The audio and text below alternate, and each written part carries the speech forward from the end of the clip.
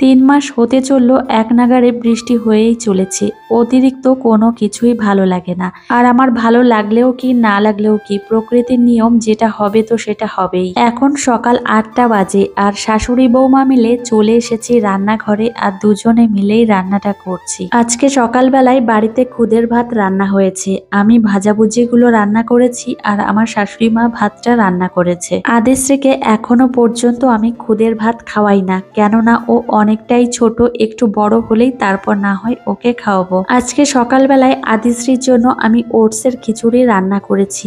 আর ওটসের খিচুড়ি রান্না করতে বেশি একটা সময়ও লাগে না। খিচুড়িটা দেখতে একটু পাতলা মনে হলেও ঠান্ডা হলে একটু গাঢ় হয়ে যাবে। আর আদিশ্রীকে সকালের খাবার খাইয়ে দিয়েছি আর এখনো বই পড়তে বসেছে। আমার শ্বশুর মশাই আজকে বাজার থেকে বাটা মাছ নিয়ে এসেছে, তো মাছগুলো অনেকটাই ছোট আর আমি কেটে কুটে পরিষ্কার করে নিয়েছি। বাটা মাছগুলো অনেকটাই ছোট হওয়ার কারণে এই মাছগুলো দিয়ে আর তরকারি রান্না হবে না, দুপুর বেলায় এই মাছটা ভেজে দেবে। আর এদিকে দেখো, আমার মাম্মামকে এখন স্নান করিয়ে নিয়ে এসেছি আর রেডিও করিয়ে দিলাম, তারপর ঘুমও পাড়িয়ে দিয়েছি। একটু ঘুমোলে ওর মনটাও বেশ ভালো লাগে, শরীরটাও বেশ ভালো লাগে। মেয়েকে রেডি করানোর পরে ওর ক্রিম বডি লোশন গুলো ঠিকঠাক জায়গায় রাখা হয়নি জন্য এখন ওর ড্রেসিং টেবিলে রেখে দিলাম।